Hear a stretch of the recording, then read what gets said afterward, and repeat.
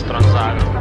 Oi, net netranzavau, labai sunku susikaupti, nes čia paskutinis šio projekto epizodas, bet gal ne paskutinis podcastas, bet ta tema jau paskutinis, bet gal vis tiek ne paskutinis, nes kiekviena pabaiga yra ir pabaiga, ir pradžia, dažniau pabaiga. Tai šitas podcastas bus reziumuojantis, kur aš pažiūrėsiu, kokių atsakymų radau ir šiaip.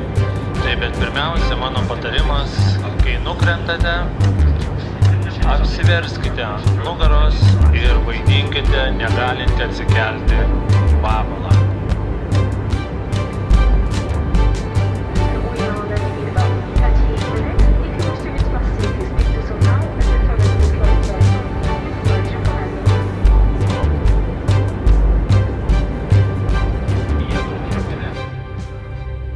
Aha, čia kol dar velkasi reverbas ir delėjus, kol dar galit girdėti ošiančią čia muziką, bet jau nebesigirdi. Čia aš pradedu paskutinį serijos podcastą. Podcastas paskui tęsis, bet reikės sugalvoti tęsimo priežastį. Dabar toksai bus reziumuojantis podcastas. Tai reziumuoti galėčiau tai, kad nuvažiavau 6916 kilometrų, galima turbūt apvalinti iki 7000, tai sutikau daug žmonių, bet kažkaip pačioj kelioniai buvo keletas momentų, kur atrodė, kad jau biškai pavargau ir kad viskas pasidarė labai intensyvu, bet tada kaip ir vėl atrodė, kad viskas gerai, bet dabar, kai grįžau beveik prieš savaitę, ryt bus savaitė, bet vis kažkaip neprisirašiau iškraustyti mašinos ir kraustydamas ir išploviau ir galvojau, kokių čia dalykų dar reikia papasakoti. Tai pirmiausia, vienas istorija, kurią noriu papasakoti, kuri nutiko, tai buvo tai, kad buvo keletas epizodų, kur aš tiesiog neišdrįsau arba nesuvokiau tuo metu prieiti prie žmonių ir jų pakalbinti. Ir vienas iš jų buvo Austrijoje, kur aš buvau apsistojęs kelias dienas. Ir buvo tikrai labai gera ir ideali vietikė. Tarp kitko, vietikė gera, nes buvo ne tik ežeras, kur ryte atsikėlus iš mašinos buvo galima iškart pokštelt, buvo ir geras šalia tualetas ir kriauklė ir viskas labai fainiai. Ir dar antrą dieną radau, kad iki galo būtų faina, po tvorą paslėptą rozetę, kur aš galėjau pakrauti savo techniką, ir technikos krovimas buvo vienas iš didesniųjų tokių stresų kelioniai, nes visuomet reikėdavo galvoti, ar užteks energijos, ir tada ypač, kai buvo, kad nepavyko pajungti rekorderio mikrofono, nes buvo sugedęs laidas, pasirodo, ir tokie dalykai sugenda. Tai vis bedarant įrašus atsijungdavo, ir kadangi buvo labai karšta, tai pavyzdžiui kartais telefonas nebesikraudavo, net jam būdavo per karšta, o kompas daug greičiau išsikraudavo. Tai vieną vakarą aš sėdžiu jau vakare, atradęs ir apsidžiaugęs tą vietą, kad galiu pasikrauti kompą ir telefoną. Aišku, Austrijoje buvo labai faina krautis, nes tu tiesiog žinai, kad gali palikti gatvėje krautis kompą su kuprinė ir nieks neims. Aišku, yra turbūt šansas, kad paims, bet man nepaėmė. Ir aš kol ten kroviausi, kol buvau netoli to ežero, girdėjau, kad už ten, kur yra paplūdimys, už keliasdešimt metrų, kad ten vyksta šurmuliukas, ir ten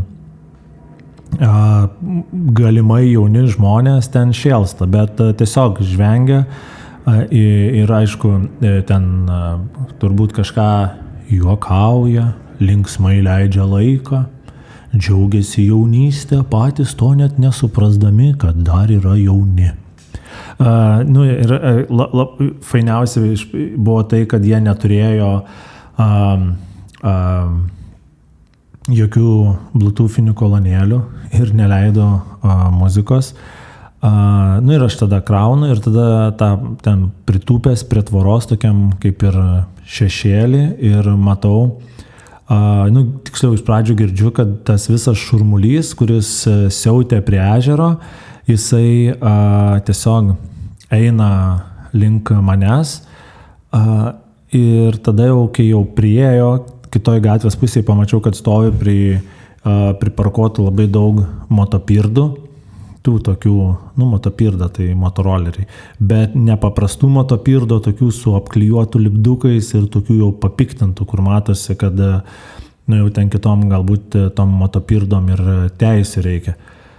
Ir kai tik atvaro iki tų motopirdų, aš suvokiu, kad tenais tarp tų jaunų žmonių nebuvo nei vieno bičo ir toks jausmas atrodo, kad ten yra merginų gengas, toksai iš kokių ten buvo turbūt koksai 12 motopirdų ir ten kažkiek daugiau merginų, nes ant kitų motopirdų sušoko po kelias merginas ir tada viena mergina mane pamato tupinti šešėlį ir jinai tokiu balsu kažką, tokiu ramesniu balsu kažką paklausė.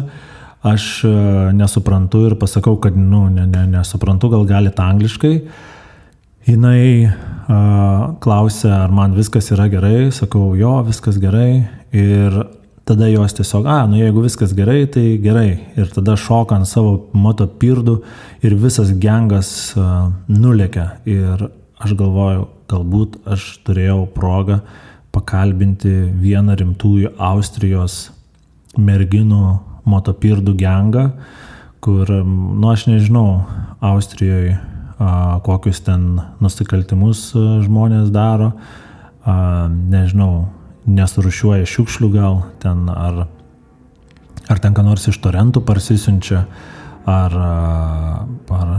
ką žinau, į 3 obuolius deda į 3 plastikinius maišelius, nes važiuojant per Austriją, ypač per kaimukus, tai atrodo, kad tik tais tokie nusikaltimai. Tai nepavyko šito gengo pakalbinti ir ta proga, kad nepavyko gengo pakalbinti, reikia paleisti kūrinį.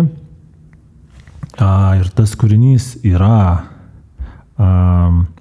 Easy Cox, Bad Bad Woman, nes gengas.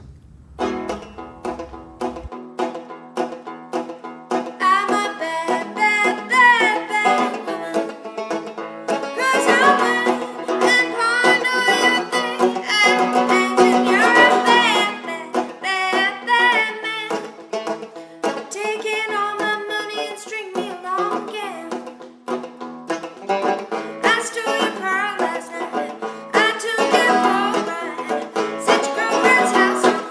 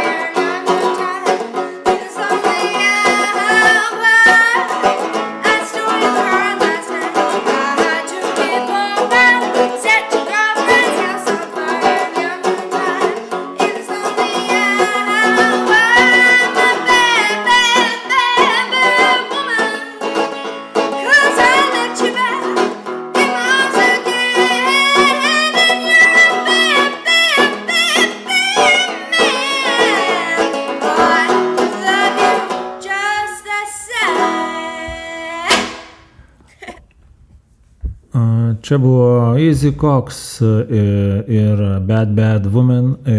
Norėjau pasakyti, kad anksčiau tiksliau, negrįžau anksčiau, kaip ir tikslas buvo, kad keliaut mažiausiai mėnesį, o jeigu kažkas ten atsitiks taip kažkaip, kad galima daugiau keliauti, tai galima daugiau keliauti, bet kadangi neatsitiko, tai grįžau ir aš visada, kai grįžtu į Lietuvą, vis galvoju, reikia surasti priežastį, kokią grįžti, tai viena iš priežasčių, kad šį šeštadienį Padubrėnuose bus atidengtas paminklas skirtas Lietuvos lėto interneto atminimui.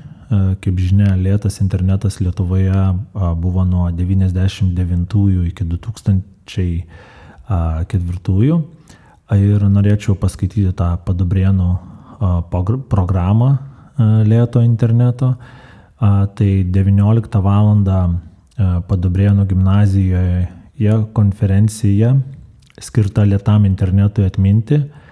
12 valandą toje pačioje salėje diskusija, ar lėtas internetas gali kompensuoti medžius, juk su juo visame mieste lyg gamtoje, nes gamtoje internetas prastas, lėtas, tai lėtas internetas mieste padaro miestą gamta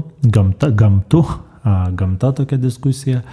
Tada 13 valandą šventos mišios mergelės ėjimo į tūsą bažnyčioje, po to spalvinga eisena pajudės link paminklo lėtam internetui, paminklo autorius Lietuvos nacionalinės kultūros ir meno premijos laureatas, skulptorius Virgis.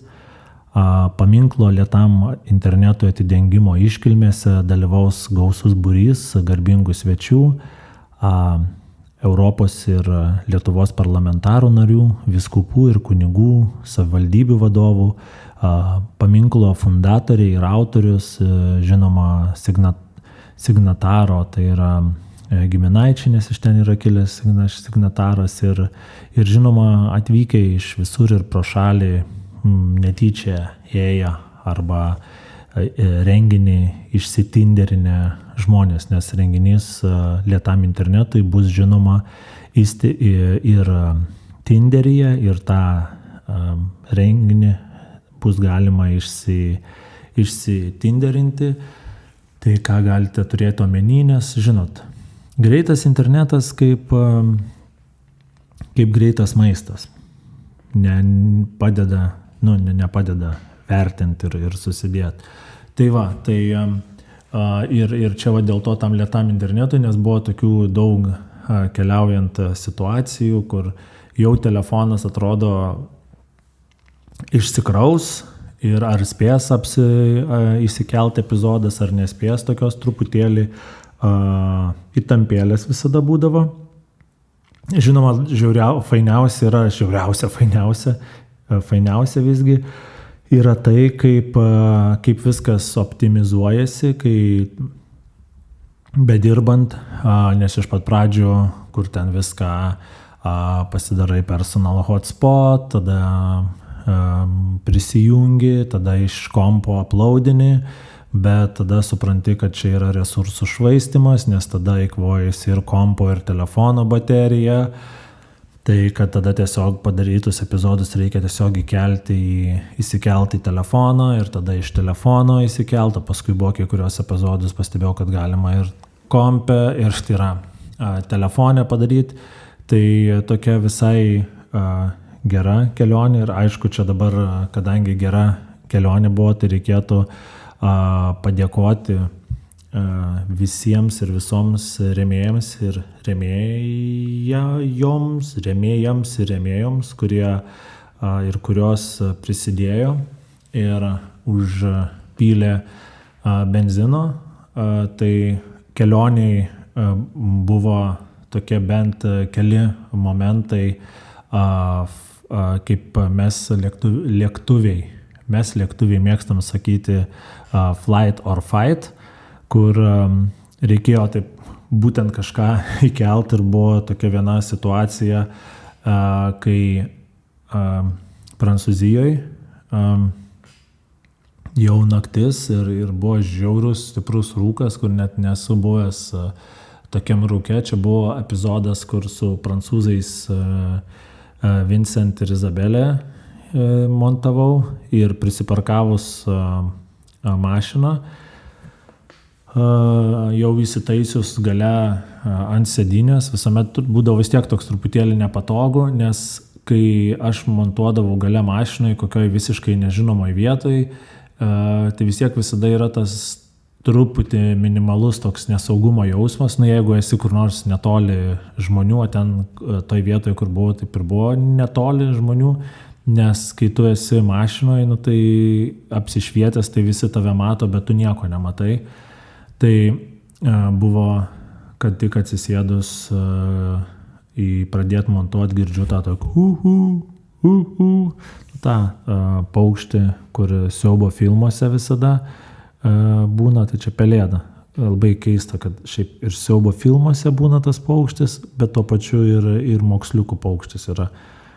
Ir, pelėda su akiniais.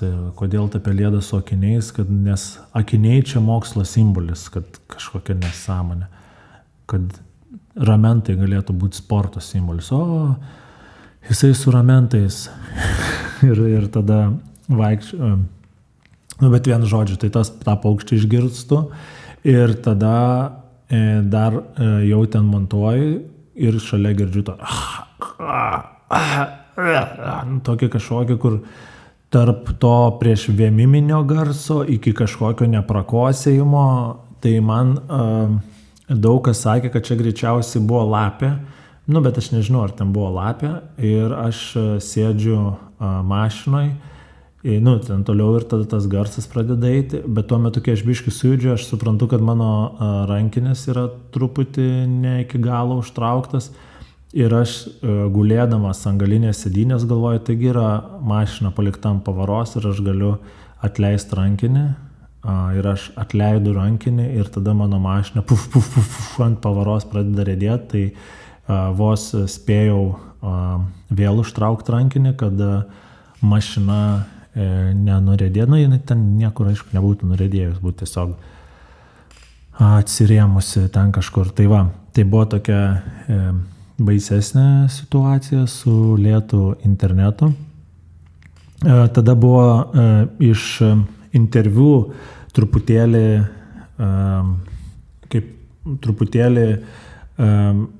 kaip mes lietuviai mėgstam sakyti, awkward, kas iš dalies gali atrodyti, kad visur, pavyzdžiui, kur kalbinau prancūzus, kad visur buvo ten tik bičiai, vyrai, nors tiek Vincentas, tiek Martin abudu turi žmonas ir jos buvo šalia.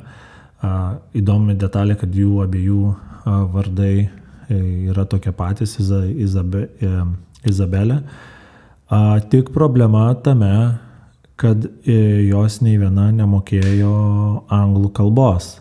Ir apskritai įdomiausia situacija buvo, kai Vincentui papasakojo apie savo nuotykius su VLKK ir ką VLKK daro. Ir tada aš jam pasakoju angliškai ir tada jisai verčia prancūziškai savo žmonai. Ir jie yra abudu menininkai, ten dirba su teatrais ir taip toliau reikėjo. Ir aš net norėjau nufilmuoti jos veidą, kaip jinai išgirsta, kad ką čia kalbininkai išdarinėja ir kokias nesąmonės ten su visa ta taisyklinga kalba ir taip toliau. Bet tai ta proga, kad pasakiau, kad nebuvo daug moterų, tai galima dar vieną moters atlikėjos kūrinį paleisti. Tai noriu pasakyti, kad aš tos kūrinius aišku leidžiu taip, kad pasižiūriu, kad nebūtų copyrighto, tai tikiuosi ir šitam nebus. Bet jei ką, galit visus tos tiek Easy Cox, kur prieš tai grojau, tiek dabar bus Space Lady, galit susirasti jų albumus skaitmeninėse versijose ar kažkaip ir įsigyti. Ir dabar Space Lady kūrinys Synthesize Me.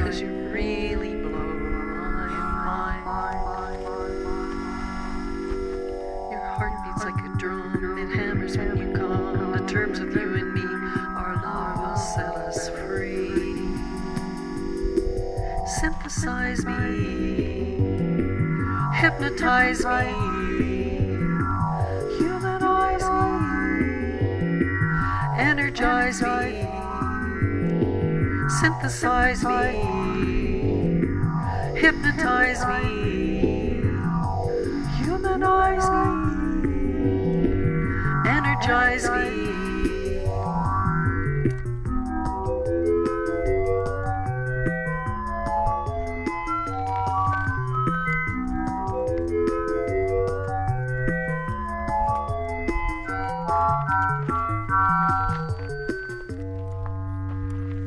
Your eyes are set on stun, you are hotter than the sun. I love to see you shine, 'cause you really blow my mind. Your heart beats like a drum, it hammers when you come. The terms of you and me, our love will set us free. Synthesize me, hypnotize me, humanize me, energize me, synthesize me, hypnotize me, humanize me, energize me.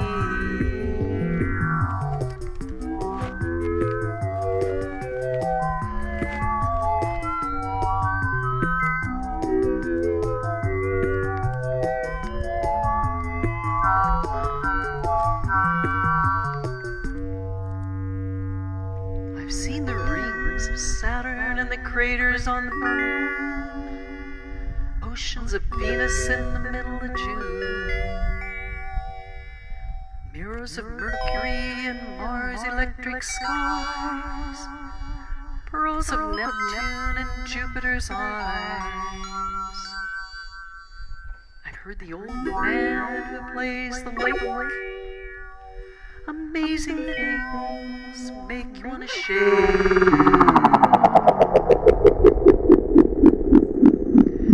A strange planet a zillion light years away,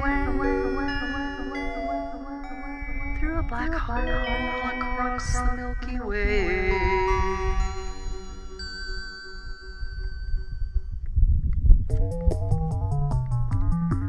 Synthesize me, hypnotize me, humanize me, energize me, synthesize me, hypnotize me, humanize me, energize me. Don't patronize me, don't glamorize me, don't paralyze me. You can surprise me, harmonize me, mesmerize me, solarize me, synchronize me, synthesize me.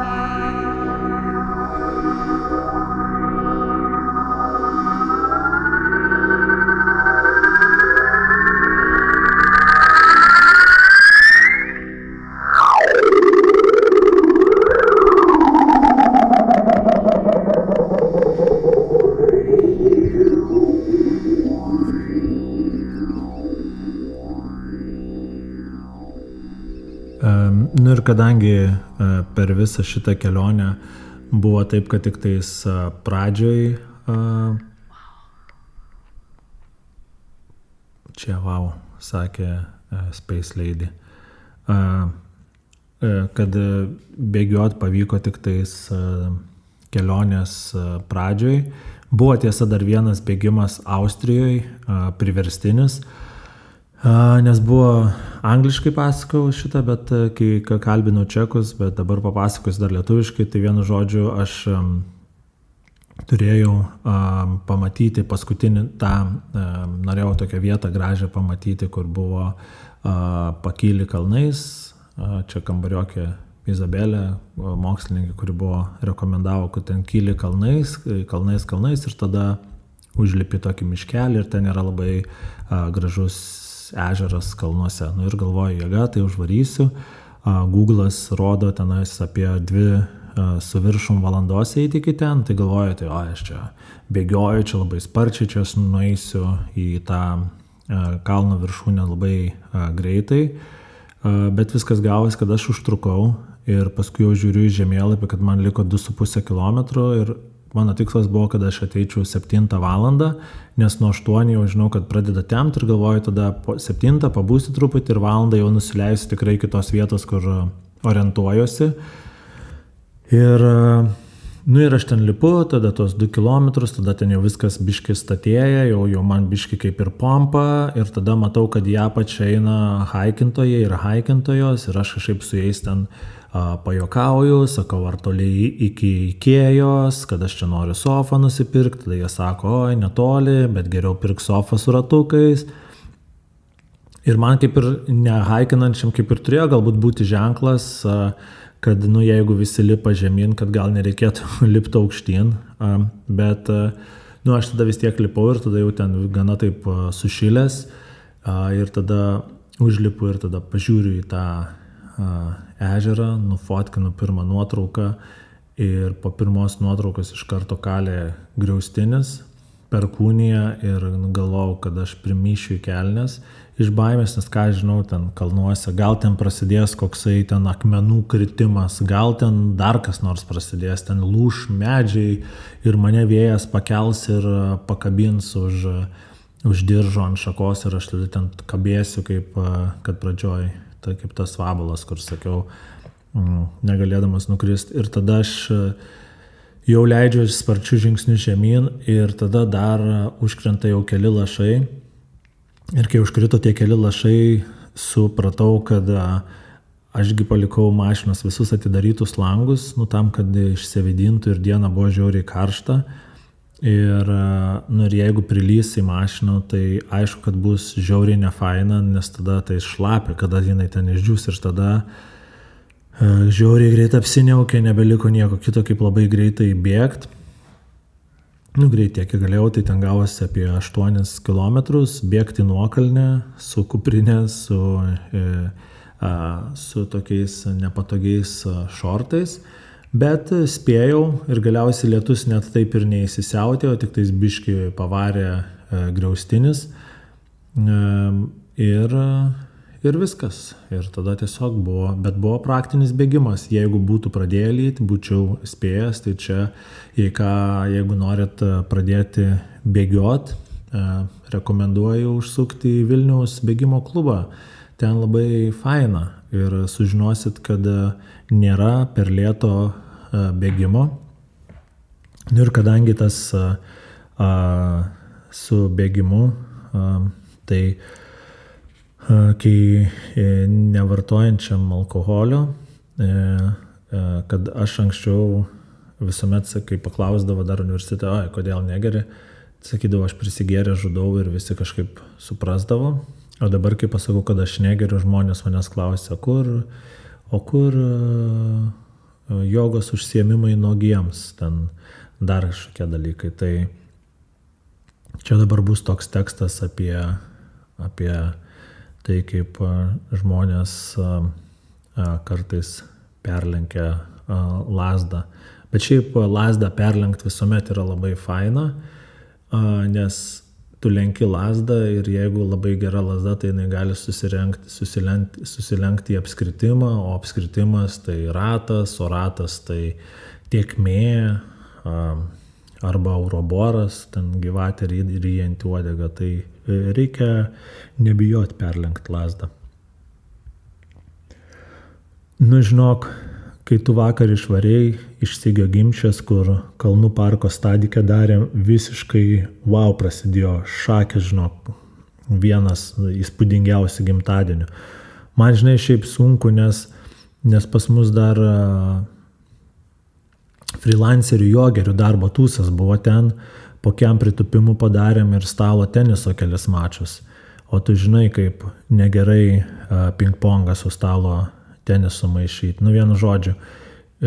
Šiaip aš galiu maišyti, bet triatlonas ir disko metimas mane žudo. Nuo šito man tai visai ten protas pradeda maišytis. Jaučiu tik dėl to fulę ir rutulio stumimą tik epizodiškai atsimenu, nes mes ten jau kur pradėjom kai žaist fulę, tai aš jau nebeatsimenu.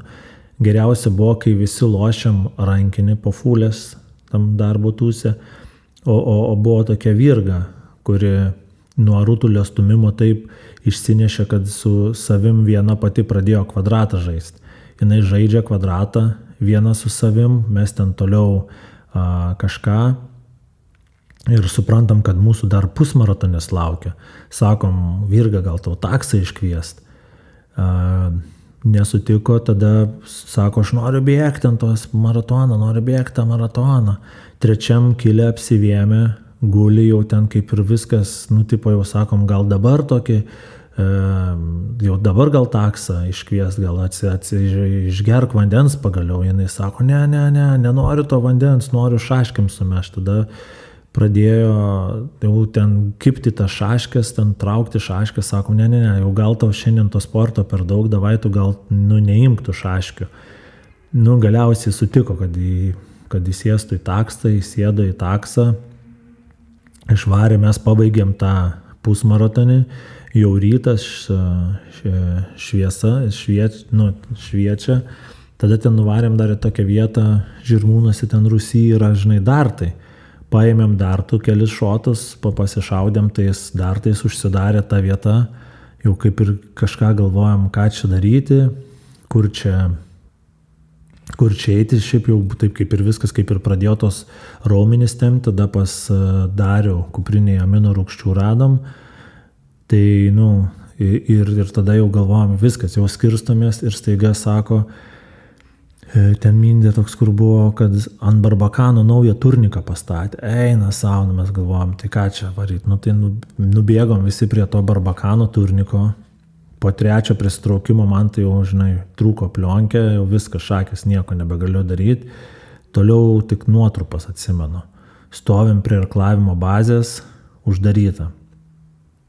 Aldona per YouTube paleido kažkokį sovietinį seną aerobikos workoutą, ten turėjo kažkokį vinyl ripą, tada aš sėdžiu bazėj vienas ir kluoju tą treniruoklį ir su kažkokia pana jau tenais kažką dylinu. Tada grįžom pas mane su ta pana ant bėgimo takelio, turiu namie aš tokį bėgimo takelį, prasibėgom 4-3 peisą, tokį, chill peisas, bet vis tiek dar kartą apsivėmiau. Taip, bet vis tiek taip tokia biški gėda pasidarė, nes galvojom, kaip čia ant to bėgimo takelio, tai tada aš galvoju, paimsiu, tipo reikia, bet tipo ne, tai aš patalynę 5 kartus pervilksiu ir gal atsigausiu tokia vis tiek ta mankšta, tai neatsigavau, atsibudau savo toj patalyniai susisukęs. Kaip ir, tai čia, tai kartais būna. Tokie, kur atsibundi, nesupranti nei kur, nei kaip. Tai va, o dar iš kelionės norėjau vis tokį vieną įrašą sudėti, kadangi taip sutapo, kad buvo daug pankroko, kaip ir turėjo jo būti tiek, bet negalvojau, kad aš šiaip tiek daug gausis. Tai noriu paleisti kūrinį Mind Disorder, toks lietuviškas kūrinys, lietuvių, vienas pirmųjų, manau, tokių kaip, aš nežinau, ar ten galima sakyti pankroko, bet yra įdomumas tame, kad aš turiu archyvą su to albumo coveriais, ir tie coveriai yra tiesiog aš paskaitysiu, pavyzdžiui, yra 73 metų albumo coveris, kur yra tiesiog toksai koležas, Sex Bomb, Love, parašyta. Tada yra 80-ųjų Mind Disorder, For Horse is Clear. Tai yra, kad ir arkliui aišku. Ir dabar irgi dar tas pats albumas Mind Disorder, For Horse is Clear. Aišku, viskas rašyta tušinuku. Super Getson News Sound Studio, First Wall, tai čia whatever. Sunrise in the Moon, White Fang, Lady Wrong, Rocket Blues, Flame, tokie klasikiniai pavadinimai. Tai kur, kai aš buvau, nes apie šitą grupę sužinojau iš albumo Lietuvos roko pionieriai pristatymo ir ten buvo vienas iš jų narių, kuris apie tuometinę grupę pasakojo, kad jie buvo berods surengę tik tais pusę koncerto, nes koncertą milicininkai nutraukė sovietmečiu, o repeticijos, kai vykdavo, tai sakė, buvo vienas muzikantas, kuris mokėjo grot, o visi kiti nemokėjo, tai grojimas ir muzikos kūrimas vykdavo taip, kad tas muzikantas, klavišistas, kuris mokėjo groti, tai jie tiesiog tam klavišistui pasakydavo lėtai, vidutiniškai arba greitai, o jie jau taikydavosi kaip išeis. Tai ir dabar užleisiu jų kūrinį Man, Fish in the Town.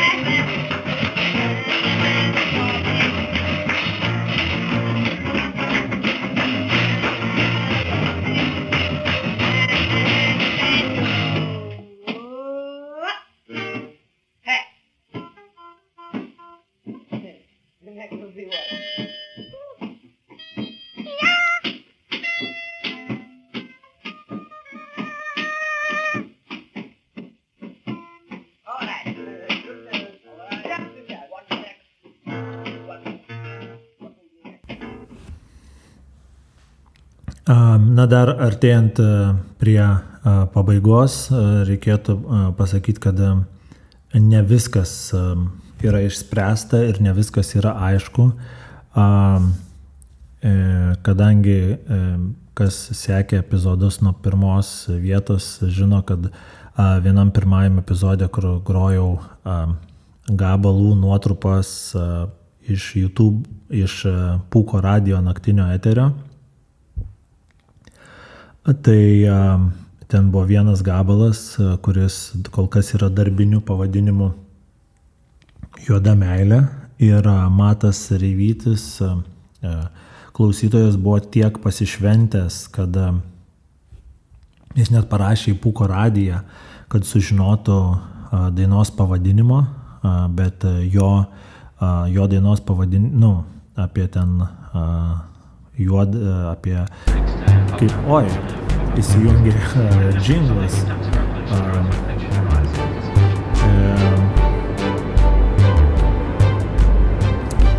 Dabar groja džinglas, tegul jisai pagroja ir aš čia džinglą esu pasidėjęs tam, kad paskui galėčiau pasakyti visiems ir visoms palinkėjimą. Tai kol čia netikėtai pragroja tas džinglas, tai reikėtų pasakyti, kad su Pūko radiju nepavyko išsiaiškinti dainos pavadinimo, tai jie tikiuosi dar pavyks išsiaiškinti, bet galimai gal reikės tiesiog kokį grasinantį laišką parašyti, nes gal su Pūku reikia bendrauti kartais kaip garažiukė, kur nesvarbu, koks esi ramus ar neramus. Jeigu esi ramus žmogus ir ten nemėgs, tiesiog visada reikia į garažą eiti visada išmetus rėmą, kad, nes kitu atveju garažiniai rimtai į tave nežiūrės. Tai tas kūrinys, aš užklausiu nesnį, ar jam pavyko gauti atsakymą iš Pūko radijo, tai gavau, kad sveiki gerb, dėja mano medžioklė baigėsi dėl nepakankamo kiekio informacijos, ponas ir ponia Pūkai mane paliko nežinomybėje, ačiū Jums už suteiktą pagalbą, pagarbiai Matas Reivytis, Z generacijos atstovas. Tai nepavyko išsiaiškinti kūrinio pavadinimo, bet tai yra svarbiausia, kad šitoj kelioniai buvo užduotas klausimas ir klausimas nebuvo atsakytas, o neatsakyti klausimai žmoniją veda į priekį. Ir dar galvojau, kad paskutinį dalyką, ką padaryti, papasakot apie džinglą ir pabandyti truputį pasakoti, kaip jis atsirado. Tai jisai atsirado, kad aš jį tiesiog gavau dovanų telefoną nuo Mindaugo. Ir sugalvojau, kad reikia padaryti kažkokį kūrinį ir pažaisti su GarageBandu. Ir aš tuo metu skridau lėktuvu. Ir dabar paleisiu tą džinglą, kuris atrodys labai sausas.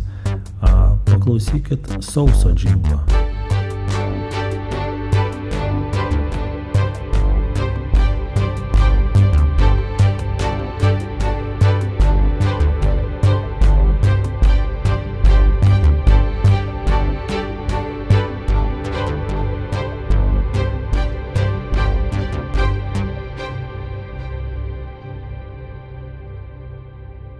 O dabar džinglas bus nuspalvintas, tokia mažytė smulkmena, ir jisai bus nesausas. Ir aš paskui pademonstruosiu, kodėl jis yra nesausas.